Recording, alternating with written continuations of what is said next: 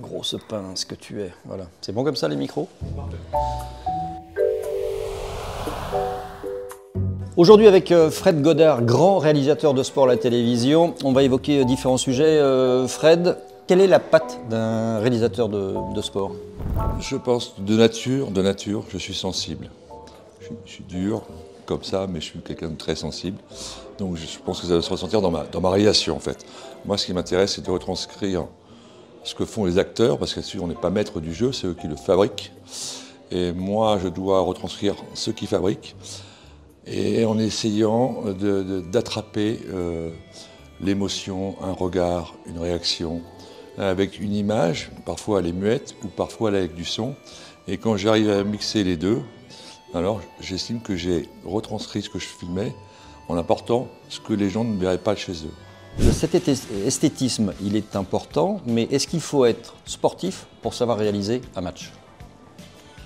Moi, il me semble qu'il faut pratiquer le sport. C'est pareil pour la musique, quoi, ou la peinture, ou l'art en général. Dans la vie, il faut s'intéresser. Et s'intéresser, c'est pas suffisant. Il faut pratiquer. Si on ne pratique pas, on n'a pas le sens des choses. Ça ne fonctionne pas, quoi. Sentir, c'est devancer, en fait. Après, il y a tout l'inconnu du direct. On n'est pas prévenu que ça va se passer comme ça. Donc, si on n'est pas guéri, ça ne fonctionne pas.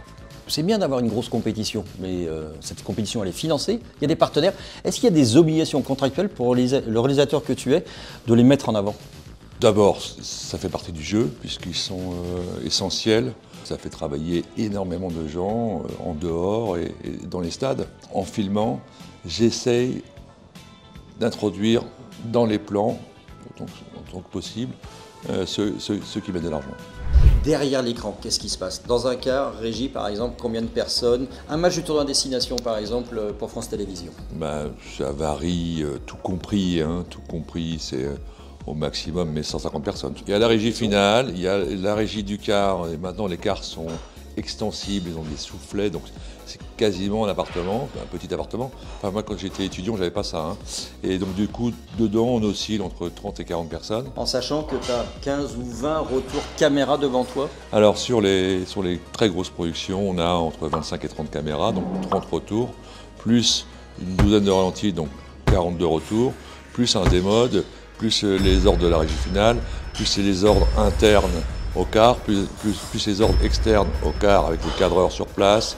C'est pas la fête foraine, mais pas loin.